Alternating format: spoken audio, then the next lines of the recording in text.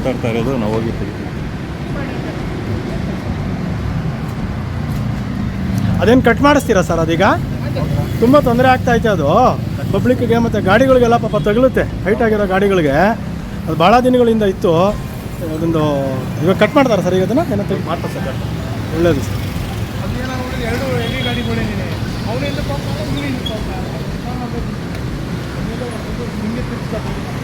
MC ಲೇಔಟಲ್ಲಿ ಉದ್ಯಾ school ಹತ್ರ ಇರೋದು. ಇದು ತುಂಬ ತೊಂದರೆ ಆಗ್ತಾಯಿದೆ. ಇದೊಂದು ಮರದ ಕೊಂಬೆಯಿಂದ ಅರಣ್ಯ ಇಲಾಖೆ ಮತ್ತು ಪೊಲೀಸ್ನವರು ಸಹಯೋಗದಲ್ಲಿ ಆಗ್ತಾ ಇರೋಂಥ ಕೆಲಸ ಇದು.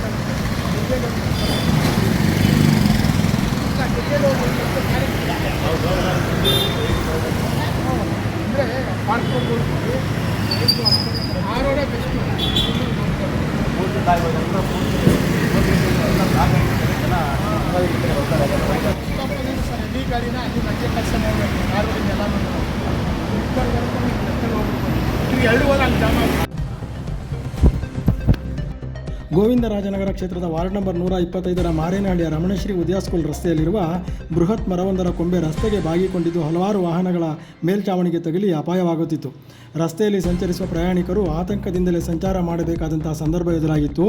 ಇದಕ್ಕೊಂದು ಮುಕ್ತಿ ತೋರಿಸಲು ಸ್ಥಳೀಯ ಶಾಸಕರ ನೆರವಿನಿಂದ BBMP ಅರಣ್ಯ ಇಲಾಖೆ ಹಾಗೂ ಸಂಚಾರ ಪೊಲೀಸರು ವಿಜಯನಗರ ಬೆಸ್ಕಾಂ ಸಹಯೋಗದಲ್ಲಿ ಸಾರ್ವಜನಿಕರ ಪ್ರಾಣಕ್ಕೆ ಸಂಚಕಾರ ತರುತ್ತಿದ್ದ ಮರದ ಕೊಂಬೆಯನ್ನು ಕತ್ತರಿಸಲಾಯಿತು. ಈ ಸಂದರ್ಭದಲ್ಲಿ ದಿಗ್ವಿಜಯ ಭಾರತ ಪಕ್ಷದ ಕಾರ್ಮಿಕ ಘಟಕದ ರಾಷ್ಟ್ರೀಯ ಅಧ್ಯಕ್ಷರಾದ ಶ್ರೀ ಮಾಗಿ ಉಮೇಶ್ ಸಹ ಪೊಲೀಸರೊಂದಿಗೆ ಮಾತನಾಡಿದರು ಹಾಗೂ ಸ್ಥಳೀಯ ಮಾಜಿ ಕಾರ್ಪೊರೇಟರ್ ಶ್ರೀಮತಿ ಶಕುಂತಲಾ ದೊಡ್ಡಲಕ್ಕಪ್ಪನವರು ಸಹ ಹಾಜರಿದ್ದರು.